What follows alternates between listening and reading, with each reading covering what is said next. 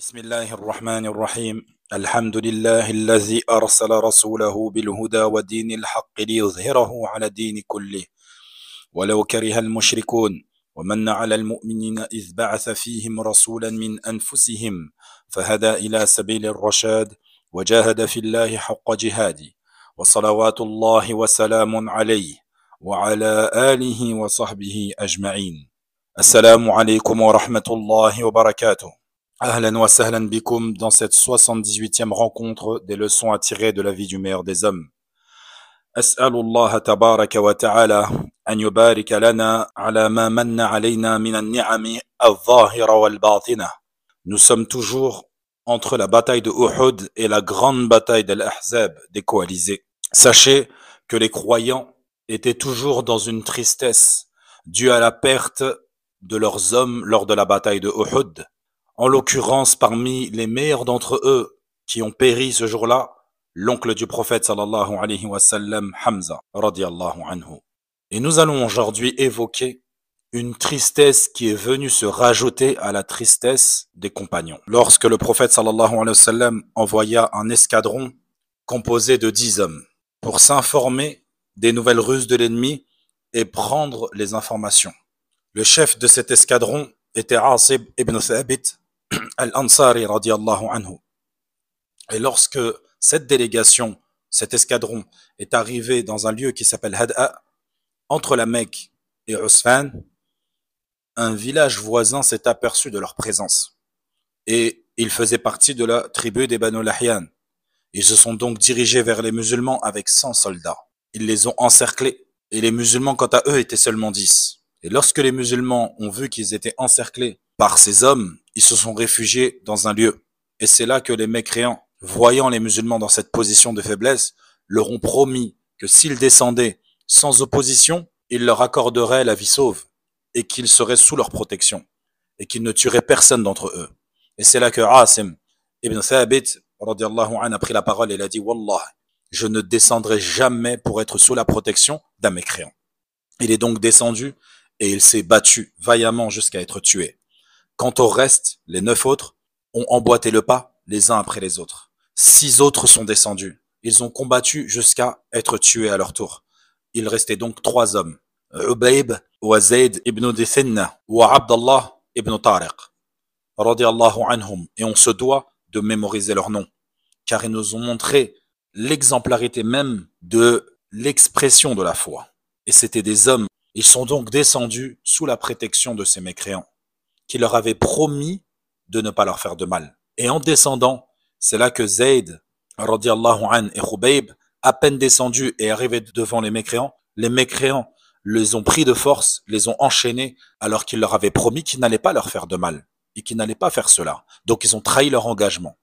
Et quant à Abdallah ibn Tariq qui était resté en retrait, lorsqu'il a vu cela, il s'est dit, et il a crié, Wallahi, ceci est la première des trahisons. Il est donc descendu et les a combattus vaillamment jusqu'à être tués. Les mécréants ont donc capturé 2 hommes sur 10.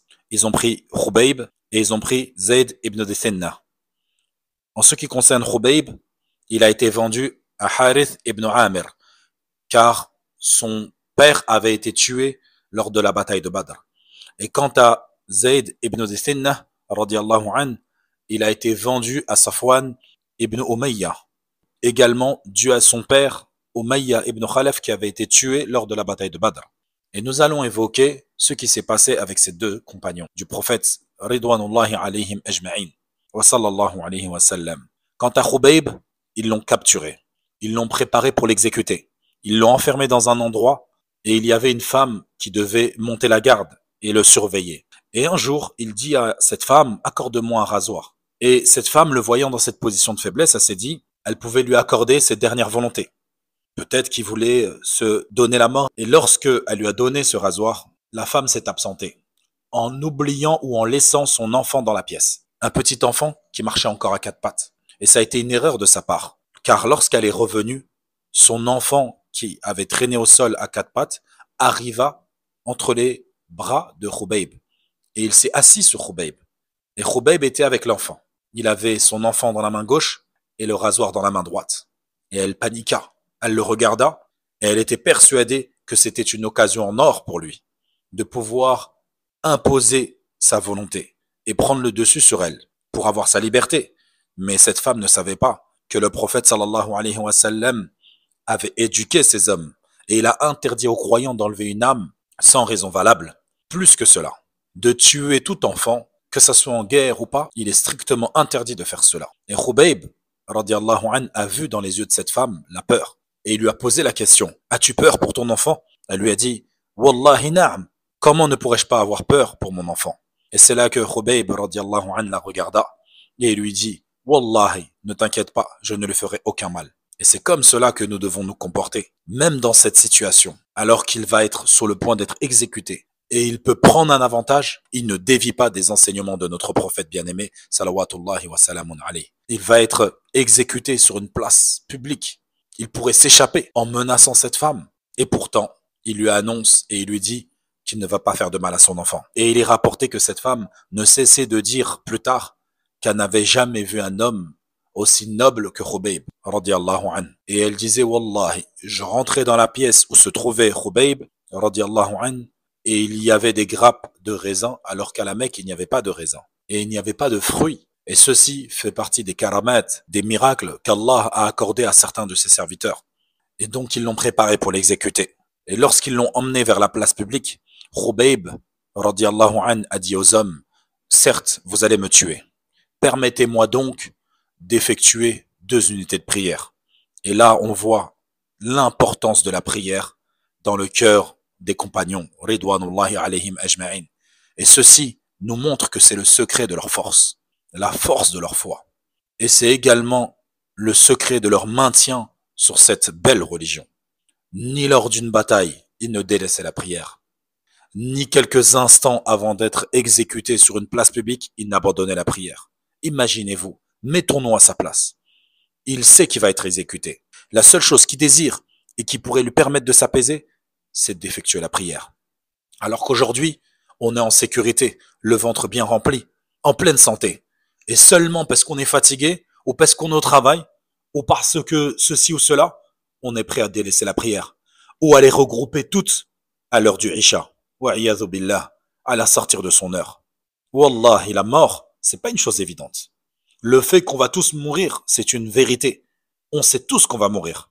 Mais lorsque tu sais que dans quelques instants tu vas mourir, comment ton esprit peut encore avoir de la lucidité et avoir ce désir de te rapprocher encore plus d'Allah tabaraka wa ta'ala avant de quitter cette terre?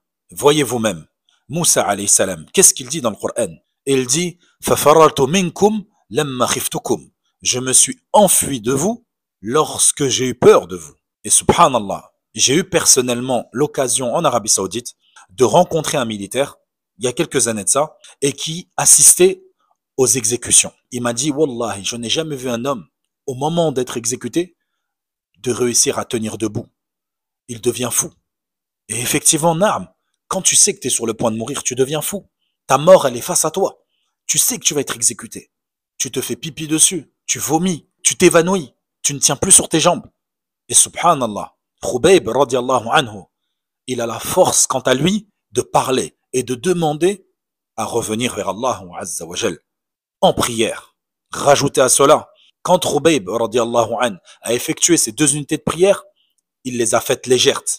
Et lorsqu'il a fini, il s'est retourné vers le peuple, vers le monde qui était présent, vers ses bourreaux qui étaient là pour son exécution. Il dit: Wallahi, si ce n'avait été ma crainte que vous puissiez penser que j'ai fait exprès de rallonger ma prière de peur de la mort, je l'aurais rallongé. Imaginez-vous, il a fait 2 unités de prière légères, de peur que les gens pensent de lui qu'il a peur de la mort, et qu'il voudrait peut-être par cela rester plus longtemps en vie. Donc il les a faites légères. Allahu Akbar. Et il leur a dit en face, clairement son intention. Et après avoir dit cela, en levant les mains au ciel, il dit: Allahumma ahsihim adada, Allahumma qtulhum badada, wa la tughadir minhum ahada. Oh Allah, dénombre-les tous. Oh Allah, extermine-les tous et n'en épargne aucun d'entre eux. À peine il a fini cette invocation qu'ils lui ont lancé des lances et ils lui ont coupé la tête. As'alullah tabaraka wa ta'ala an yaskinahu al-firdaus al-a'la. Quant à Zayd ibn Dithinna, qui a été racheté par Safwan ibn Umayya, lorsqu'ils l'ont apporté sur la place de Tan'im pour lui trancher la gorge, les mushrikoun étaient présents. Et leur chef était Abu Sufyan.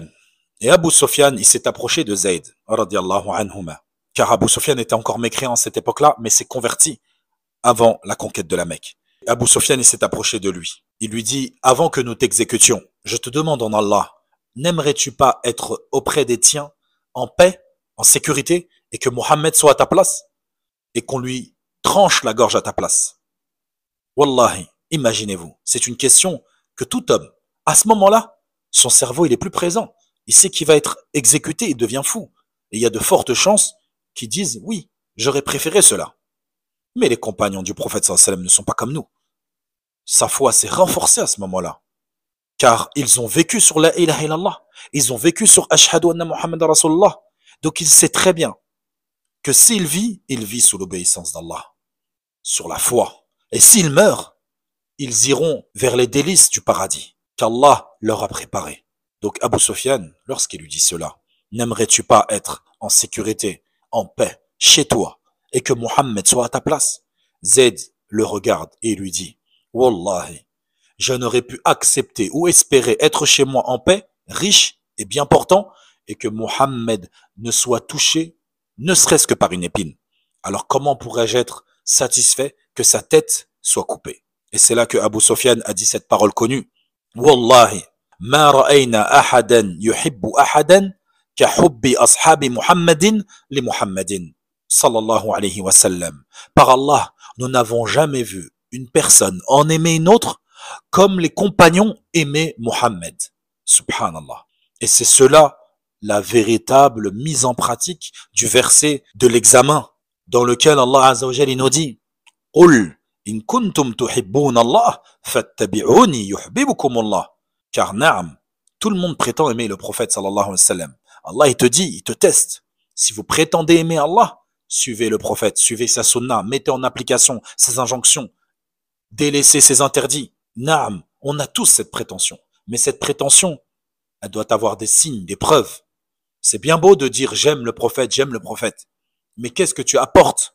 Qu'est-ce que tu imites dans le prophète? Comment ton comportement est face à la sunna du prophète sallallahu alayhi wa sallam? L'accomplis-tu? Est-ce que lorsque tu entends que le prophète a ordonné une chose, est-ce que tu l'appliques? Ou est-ce que tu dis oui mais il y a divergence? Oui mais ceci n'est pas obligatoire, ce n'est qu'une sunna? Ou est-ce que tu dis sami'na wa ata'na? De quel groupe fais-tu partie? Donc il est important et il est primordial pour le croyant qui prétend aimer le prophète sallallahu alayhi wa sallam d'apporter des preuves par sa dévotion, par son délaissement des choses que le prophète a interdites. Et c'est comme cela qu'il pourra se regarder dans un miroir et vraiment affirmer qu'il aime le prophète sallallahu alayhi wa sallam.